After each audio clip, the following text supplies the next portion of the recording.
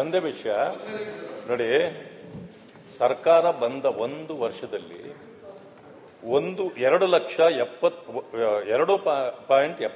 ಲಕ್ಷ ಹುದ್ದೆಗಳನ್ನು ತುಂಬುತ್ತೇವೆ ಅಂತೇಳಿ ವಾಗ್ದಾನ ಮಾಡಿದ್ದಾರೆ ಒಂದು ವರ್ಷದಲ್ಲಿ. ಇದು 2.5 ವರ್ಷ ಆಗಿರೋದು. ಇದು ಒಂದು. ಈಗಾಗಲೇ ಶಿಕ್ಷಣ ಆರೋಗ್ಯ ಬಹಳ ಮುಖ್ಯ. ಶಿಕ್ಷಣ ಇಲಾಖೆಯಲ್ಲಿ 62,000 ಖಾಲಿ ಇದೆ. ಆರೋಗ್ಯ ಇಲಾಖೆಯಲ್ಲಿ 35,000 ಇದೆ. ಶಿಕ್ಷಣ ಮತ್ತು ಆರೋಗ್ಯಕ್ಕೆ ಹೆಚ್ಚಿನ ಮಹತ್ವವನ್ನು ನಾವು ಕೊಡಬೇಕು. ಎಲ್ಲಾಗಿದೆ ಇಲ್ಲಿ. ಆಮೇಲೆ ಗೃಹ ಇಲಾಖೆಯಲ್ಲಿ 22, ಪಶುಸಂಗೋಪನೆ 10, ಪಂಚಾಯತ್ ರಾಜ್ 10,000, ಉನ್ನತ ಶಿಕ್ಷಣದಲ್ಲೂ 13,000. ಈ ರೀತಿ ಆದರೆ ನಾವು ಯಾವ ಗುಣಮಟ್ಟದ ಇದನ್ನು ನಾವು ಕೊಡಬಹುದು, ಶಿಕ್ಷಣ ಕೊಡಬಹುದು, ಇದು ಪ್ರಶ್ನೆ ಇರತಕ್ಕಂಥದ್ದು. ಪಡ್ಕೊಂಡಿಲ್ಲ. ನಮ್ಮ ಎಜುಕೇಶನ್ ಮಿನಿಸ್ಟರ್ ಇಲ್ಲ. ಎಷ್ಟು ಸಾವಿರ ಟೀಚರ್ಸ್ ನ ಒಟ್ಟಿಗೆ ಮಾಡ್ತೀವಿ ಅಂತ ಅನೌನ್ಸ್ ಮಾಡಿದ್ದಾರೆ ಅಂತ ಹೇಳಿ ಒಂದು ಅರ್ಧ ಗಂಟೆ ಟೈಮ್ ಕೊಡಿ. ನಮ್ಮ ಸರ್ಕಾರ ಬಂದ ಮೇಲೆ ಸಿಎಂ ಏನ್ ಹೇಳಿದ್ದಾರೆ ಅಂತಂದ್ರೆ, ನಿಮಗೂ ಗೊತ್ತಿದೆ ಏನು ಇದು ಇಂಟರ್ನಲ್ ರಿಸರ್ವೇಷನ್ ವಿಚಾರದಲ್ಲಿ ಸ್ವಲ್ಪ ಪೆಂಡಿಂಗ್ ಇತ್ತು ಅಂತ. ಆ ಪ್ರಾಬ್ಲಮ್ ಸಾರ್ಟ್ ಔಟ್ ಇದೆ. ವಿ ಆರ್ ಕಮಿಟೆಡ್ 2 ಲಕ್ಷ ಹುದ್ದೆಗಳನ್ನ ನಮ್ಮ ಸರ್ಕಾರ ಏನು ವೇಕೆನ್ಸಿ ಇತ್ತು ಅದನ್ನ ನಾವು ಕಂಪ್ಲೀಟ್ ಮಾಡಬೇಕು ಅಂತ ನಾವು ಟೈಮ್ ಲೈನ್ ಫಿಕ್ಸ್ ಮಾಡ್ಕೊಂಡಿದ್ವಿ. We are committed, will do to it. ತಲೆನೇ ಕೆಡ್ಸ್ಕೊಳಕ್ ಹೋಗ್ಬಿಟ್ಟು ನಾನು ಅದರ ಪ್ರಶ್ನೆ ಮಾಡಲಿಲ್ಲ. ನೀವು ಶಿಕ್ಷಣದ ಬಗ್ಗೆ ಏನು ಮಾಡಿಲ್ಲ ಅಂತ ಹೇಳಿ ಪ್ರಶ್ನೆ ಮಾಡಿ ಮಧು ಬಂಗಾರಪ್ಪ ಹೇಳಿದ್ದಾರೆ. ಒಂದು ಮಾಡ್ತೀವಿ ಅಂತ ಅಧಿಕಾರಕ್ಕೆ ಬಂದ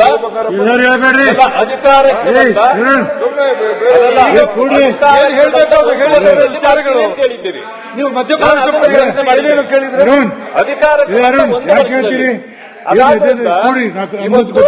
ಒಳ ಮೀಸಲಾತಿ ಪ್ರಶ್ನೆ ಮಾಡಲ್ಲ. ಯಾಕಂತಂದ್ರೆ ನಿಮ್ಮ ಸಪೋರ್ಟ್ಗೆ ಈಗ ಒಳ ಮೀಸಲಾತಿ ಬಂತು.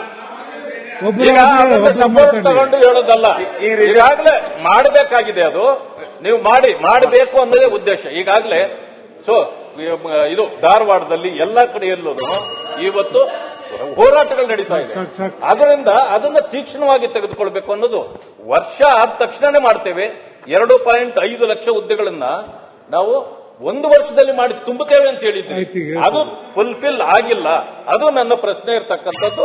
ಆದ್ರಿಂದ ಈಗ ಇಂಟರ್ನಲ್ ರಿಸರ್ವೇಷನ್ ಸೇರಿಸಿ ಆದ್ರೂ ಶೀಘ್ರಗತಿಯಲ್ಲಿ ಇದು ಮಾಡಬೇಕು. ಇಲ್ಲ ಅಂತಂದ್ರೆ ಯುವಕರಿಗೆ ಬಹಳ ಅನ್ಯಾಯ ಆಗ್ತದೆ.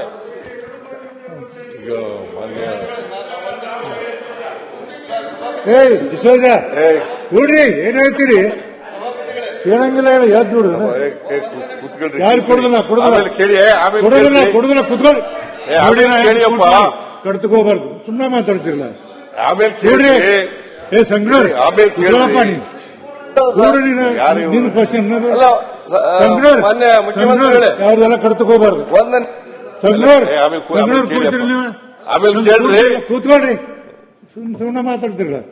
ಈಗ ವಿರೋಧ ಪಕ್ಷದ ನಾಯಕರು ಪ್ರಶ್ನೆ ಕೇಳಿದ್ದಾರೆ. ಅವರು ಎಜುಕೇಶನ್ ಡಿಪಾರ್ಟ್ಮೆಂಟ್ನಲ್ಲಿ ಮತ್ತೆ ಹೆಲ್ತ್ ಡಿಪಾರ್ಟ್ಮೆಂಟ್ನಲ್ಲಿ ಜಾಸ್ತಿ ಹುದ್ದೆಗಳಿದ್ದಾವೆ, ಅವೆಲ್ಲ ಖಾಲಿ ಇರಬಾರ್ದು ಅಂತ ಕೇಳಿದ್ರು. ನಿಮ್ ಕಾಲದಲ್ಲಿ ಎಲ್ಲ ಭರ್ತಿ ಮಾಡ್ಬಿಟ್ಟಿದ್ರ? ಅಲ್ಲ, ನಿಮ್ ಕಾಲದಲ್ಲಿ ಖಾಲಿ ಇರಲಿಲ್ವಾ? ಅದೇ ಖಾಲಿ ಇತ್ತೋ ಇಲ್ವೋ? ನಿಮ್ ಕಾಲದಲ್ಲಿ ಖಾಲಿ ಇತ್ತೋ ಇಲ್ವೋ? ಭರ್ತಿ ಮಾಡ್ಬಿಟ್ರೆ ಎಲ್ಲನೂ ಏನೋ ಕೇಳಬೇಕು, ಅದಕ್ಕೋಸ್ಕರ ಕೇಳ್ತಾ ಇರೋದು. ಇವ್ರು ಎಲ್ಲಾ ಕಾಲದಲ್ಲೂ ಕೂಡ ಖಾಲಿ ಇದ್ದಾವೆ. ತುಂಬಿಡಿ, ನಾವು ಹಂತವಾಗಿ ತುಂಬುತ್ತೇವೆ.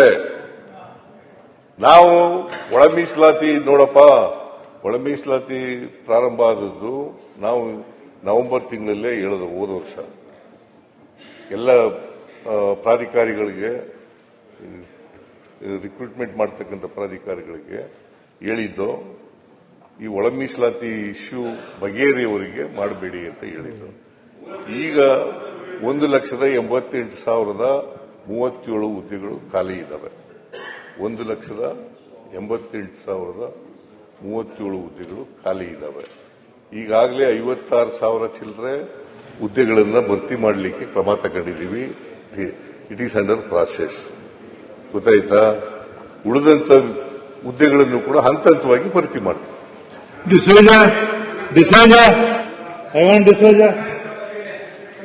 ಒಂದು ವಿಷಯ ಕಂಪ್ಲೀಟ್ ಆಗುತ್ತೆ. ಕುರಿತಿನ ಪ್ರಶ್ನೆ 499 ಮಾನ್ಯ ಮುಖ್ಯಮಂತ್ರಿಗಳಿಗೆ ಕೇಳಿದ್ದೇನೆ. ಮುಖ್ಯಮಂತ್ರಿಗಳು ಮಾನ್ಯ ಸಭಾಪತಿಯವರೇ, ಉತ್ತರವನ್ನು ಒದಗಿಸಲಾಗಿದೆ. ಮಾನ್ಯ ಸಭಾಪತಿಗಳೇ, ನಾನು ಕ್ರೀಡಾ ವಿಚಾರವಾಗಿ ಮಾನ್ಯ ಮುಖ್ಯಮಂತ್ರಿಗಳ ಹತ್ರ ಕೇಳಿದ್ದೆ. ಮುಖ್ಯಮಂತ್ರಿಗಳೇ ಕ್ರೀಡಾ ಸಚಿವರು ಕೂಡ ಆಗಿರುವುದರಿಂದ ಮಕ್ಕಳಿಗೆ ಹೆಚ್ಚು ಪ್ರಯೋಜನ ಆಗಬಹುದು, ಅವರ ಪ್ರತಿಭೆಗೆ ಮತ್ತು ಹೆಚ್ಚು ಹಣಕಾಸಿನ ವ್ಯವಸ್ಥೆ ಸಿಗಬಹುದು ಅಂತ ಕೇಳಿದ್ದೇನೆ. ಇದರಲ್ಲಿ ನಾನು ಪ್ರಮುಖವಾಗಿ ಕೇಳಿದ್ದು ಕ್ರೀಡೆಯನ್ನು ಪ್ರೋತ್ಸಾಹಿಸಲು ಈ ನೇರ ನೇಮಕಾತಿ ಏನು ಮಾಡಿದ್ದೀರಿ ಅಂತ ಕೇಳಿದ್ದೇನೆ. ಅದಕ್ಕೆ 20-25 ಕ್ರೀಡಾ ಕ್ಷೇತ್ರದಲ್ಲಿ ಪದಕ ಪಡೆದ ಎಷ್ಟು ಕ್ರೀಡಾಪಟುಗಳಿಗೆ ವಿವಿಧ ದರ್ಜೆಯ ಸರ್ಕಾರಿ ನೌಕರಿಯನ್ನು ಕೊಟ್ಟಿದ್ದೀರಿ ಅಂತ ಕೇಳಿದ್ದೇನೆ. ಅದಕ್ಕೆ ಬರೀ 13 ಮಂದಿಗೆ ಮಾತ್ರ ನೌಕರಿ ಕೊಡಲಾಗಿದೆ. ಅಂದರೆ ನಾವು ಯಾವ ಹಂತದಲ್ಲಿ ಇದ್ದೇವೆ ಅಂತ ಹೇಳುವುದು ಇದರಲ್ಲಿ ಗೊತ್ತಾಗ್ತದೆ ನಮ್ಮ ಪ್ರೋತ್ಸಾಹ. ಮತ್ತು ನೇರ ನೇಮಕಾತಿಗೆ ಏನ್ ಮಾಡಿದ್ದೀರಿ ಅಂತ ಕೇಳಿದ್ರೆ, ಪೊಲೀಸ್ ಇಲಾಖೆಯಲ್ಲಿ ಡಿವೈಎಸ್ಪಿ, ಸಬ್ ಇನ್ಸ್ಪೆಕ್ಟರ್, ಕಾನ್ಸ್ಟೇಬಲ್ಗಳು ನೇರ ನೇಮಕಾತಿಯಲ್ಲಿ ಸಾಧಕ ಕ್ರೀಡಾಪಟುಗಳಿಗೆ 3% ಮೀಸಲಾತಿ ಜಾರಿಗೊಳಿಸಲಾಗಿದ್ದು ನೇಮಕ ಪ್ರಕ್ರಿಯೆ ಕೈಗೊಳ್ಳಲಾಗಿದೆ. ಅರಣ್ಯ ಇಲಾಖೆಯಲ್ಲಿ 3% ಮೀಸಲಾತಿ ಜಾರಿಗೊಳಿಸುವುದು ಮತ್ತು ಸಿವಿಲ್ ಸೇವೆಗಳಲ್ಲಿ 2% ಮೀಸಲಾತಿ ನೀಡುವ ನಿಯಮಗಳನ್ನು ರೂಪಿಸಲು ಕ್ರಮ ವಹಿಸಲಾಗುತ್ತಿದೆ ಅಂತ ಹೇಳಿದ್ದಾರೆ. ನನ್ನ ಪ್ರಶ್ನೆ ಇರುವುದು ಸಭಾಪತಿಗಳೇ, ಈ ನೇರ ನೇಮಕಾತಿಗಳು ವಿದ್ಯಾರ್ಥಿಗಳಿಗೆ ಆ ಸ್ಪೋರ್ಟ್ಸ್ನಲ್ಲಿ ಯಾರು ರಾಜ್ಯ ದೇಶ ಮಟ್ಟದಲ್ಲಿ ಹೋಗ್ತಾರೆ, ಪ್ರತಿಭೆಗಳನ್ನು ನೋಡ್ತಾರೆ, ಅವರಿಗೆ ಕೊಟ್ಟರೆ ಇನ್ನೂ ಅವರು ಹೆಚ್ಚು ಪ್ರೋತ್ಸಾಹವಾಗಿ ಬರಲಿಕ್ಕಾಗ್ತದೆ. ಕ್ಲಾಸ್ ರೂಮ್ ಸ್ಟಡೀಸ್ ಎಷ್ಟು ಮುಖ್ಯನೋ ಅಷ್ಟು ಒಬ್ಬ ಸಾಧಕ ವಿದ್ಯಾರ್ಥಿ ಗ್ರೌಂಡ್ ಅಲ್ಲಿ ಕೂಡ ಅಷ್ಟೇ ಕೆಲಸ ಮಾಡಬೇಕಾಗ್ತದೆ. ಆ ಪ್ರತಿಭೆಯನ್ನು ಗುರುತಿಸಿ ತಾವು ಕೊಟ್ಟರೆ ಹೆಚ್ಚು ಸಹಾಯ ಆಗ್ತದೆ. ಒಂದು. ಎರಡನೇದು, ಎಷ್ಟು ಹಣ ಕೊಟ್ಟಿದ್ದೀರಿ ಅಂತ ಕೇಳಿದ್ರೆ 25-26 ಸಾಲಿನಲ್ಲಿ 607.8 ಲಕ್ಷಗಳು, ಅಂದ್ರೆ 6 ಕೋಟಿ. ರಾಜ್ಯದ ಎಲ್ಲ ಡಿಡಿ ಆಫೀಸ್ಗಳು, ಇದು ಉಪನಿರ್ದೇಶಕರು, ಕ್ರೀಡಾ ಮತ್ತು ಇಲಾಖೆಗೆ ಎಲ್ಲವೂ ಹುದ್ದೆಗಳು ಖಾಲಿ ಇದ್ದಾವೆ. ಯಾರು ಅಲ್ಲಿ ಇದು ಹೆಡ್ ಕ್ಲರ್ಕ್ ಇದ್ದಾರೆ ಅವರಿಗೆ ಪ್ರಮೋಟ್ ಮಾಡಿ ಇನ್ಚಾರ್ಜ್ ಕೊಡ್ತಕ್ಕಂಥದ್ದು. ಇನ್ಫ್ರಾಸ್ಟ್ರಕ್ಚರ್ಗಳ ಡೆವಲಪ್ಮೆಂಟೇ ಇಲ್ಲ. ಹಾಗಾಗಿ ವಿದ್ಯಾರ್ಥಿಗಳಿಗೆ ಹೆಚ್ಚು ಪ್ರೋತ್ಸಾಹ ಮಾಡಬೇಕು. ಕ್ರೀಡೆಯಲ್ಲಿ ಭಾಗವಹಿಸಿಗೆ ಪ್ರೋತ್ಸಾಹ ಕೊಡಬೇಕಾದ್ರೆ ಹೆಚ್ಚು ದುಡ್ಡನ್ನ ಕೊಡಬೇಕು, ಇನ್ಫ್ರಾಸ್ಟ್ರಕ್ಚರ್ ಡೆವಲಪ್ ಮಾಡಬೇಕು, ನೇರ ಉದ್ಯೋಗ ಆಯ್ಕೆ ಮಾಡಲಿಕ್ಕೆ ಮಾಡಬೇಕು.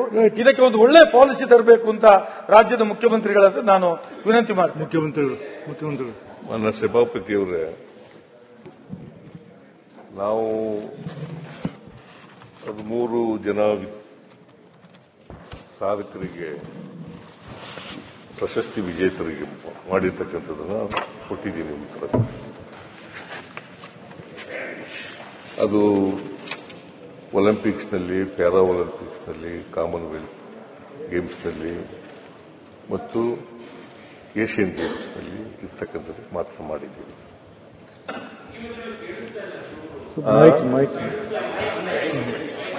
ನಿನ್ ಕಿವಿ ಸರಿಯಾಗಿದೆ ನೋಡ್ತಾರಪ್ಪ.